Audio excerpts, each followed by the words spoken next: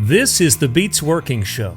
We're on a mission to redeem work, the word, the place, and the way. I'm your host, Mark Wright. Join us because getting paid to practice beats working to get paid. Can you give me an example, Renee, of how a mindfulness school differs from a curriculum standpoint to a regular school?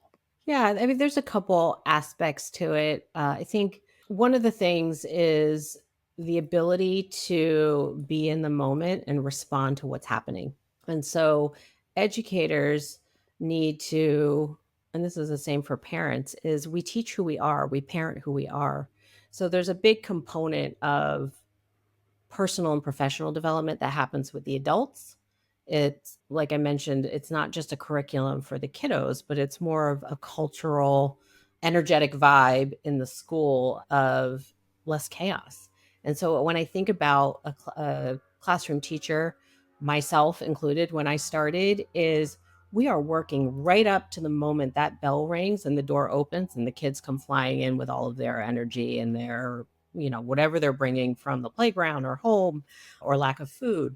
And so it's really important for our program that the facilitators are done 5 to 10 minutes prior to the door opening. We have a quiet time, 5 to 10 minutes, and it's not perfect, but the expectation is that you are sipping your tea or your coffee, you are getting still, you are preparing for, you're settling your energy so that you can be prepared for whatever comes through that door. And so that's a huge piece of our program. I think that's really different.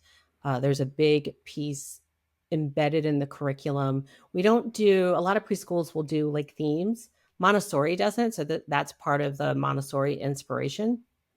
But we do different concepts that we teach through games and books. And the concepts ended up coming about more for the adults because they're like, what are you teaching? They like, everybody wants to know what we're teaching. And it's really about relationships and how can children engage with each other and how do we deal with conflict. I always say we're more of a hands-off school. Like we come from the perspective that everybody that children are humans first before children. So less of the top down, I'm the teacher, you're the student.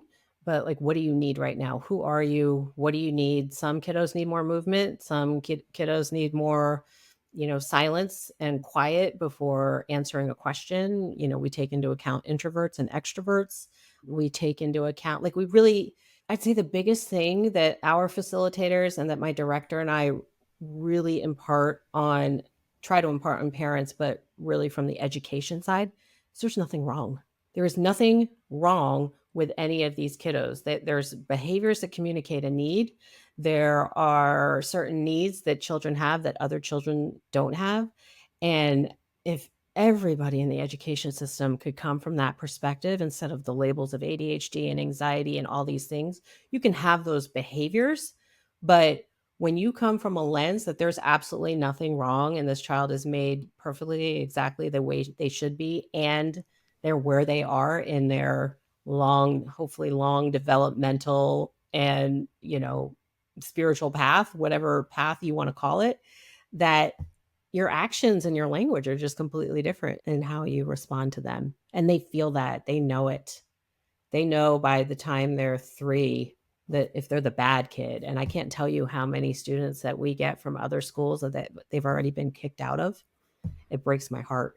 I'd like us to shift to the idea of redeeming work. Renee, what Mm. you've learned about human development in kids, I'm guessing a lot of that translates to success as adults Mhm. when we harness it the right way. Our mission is to redeem work, and that is just to make work something that makes us better human beings. And also, the work environment needs to honor everyone in the Yeah. equation. As you look at everything that you're teaching these kids, how do we redeem work? How do we make work better based on the wisdom that you're sharing with these little ones?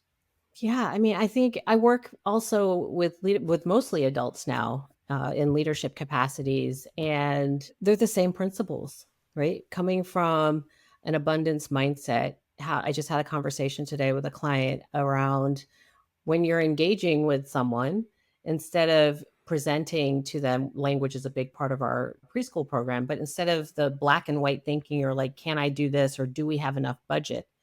The question becomes, how can I hire a person to my team? So when you say, how can I, that opens up the possibility of multiple potential solutions.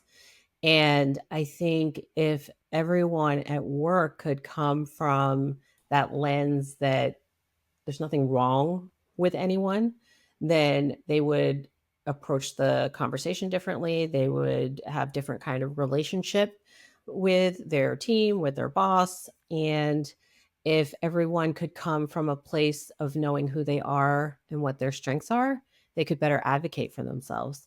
These are the conversations I have all the time in terms of when you're wanting something at work, or whether it's work-life balance, or you're working too many hours, or you need to hire someone or need budget, or whatever the case may be, is we learn the language to advocate for ourselves. Like, you're going to get the most out of me with this, or this is what I need, versus trying to constantly look around like, okay, that person's really successful. How do I be more like them?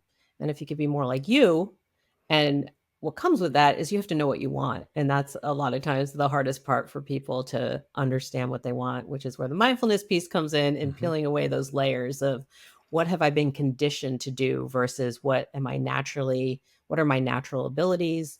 I had this conversation today as well, is that I can do a lot of things. I can do a lot of things well. Doesn't mean I'm good at it. I mean, doesn't mean that it's natural to me, that it can cause a lot of stress, right? Which has a ripple effect and impact on your work life and your family life. And so if you can get really clear on who you are, what your strengths are, what your values are, make sure they all align mind, body, and soul, and then operate from that lens versus the external coming in. And then I think the last piece would be like, what contribution are you making to the world? Big or small? Doesn't need to be some big top of the mountain thing. It's the day-to-day interactions you have with when picking up your dry cleaning, or with a barista is one of my favorite kind of anchors for myself, is leave them better than you found them. And so it's simple, but not easy.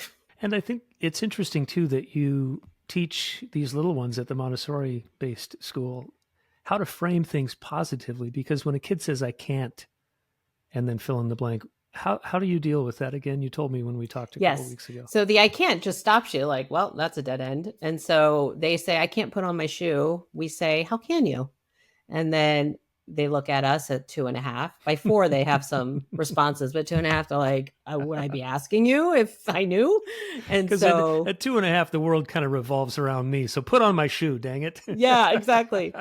And so you take a pause, you say, how can you? And they look at you and you say, you can ask a friend, you can ask an adult, you can do, and then maybe you show them a different way. You could try it this way.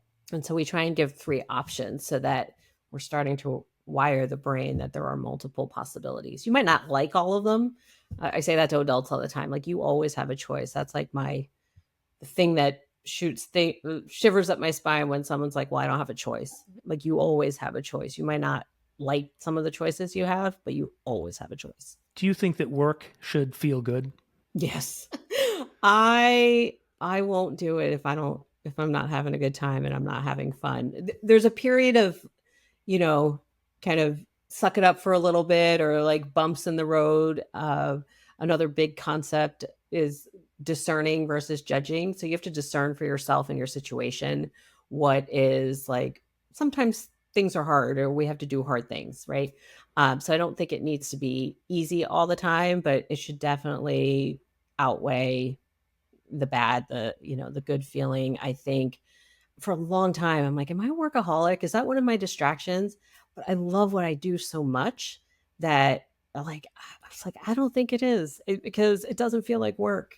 And my dad instilled that in me from a very young age. If you're doing what you love, you'll never work a day in your life. And I subscribe to that 1,000%. As you're consulting business people, Renee, is there a common stumbling block? Is there a common mental or emotional block that you deal with?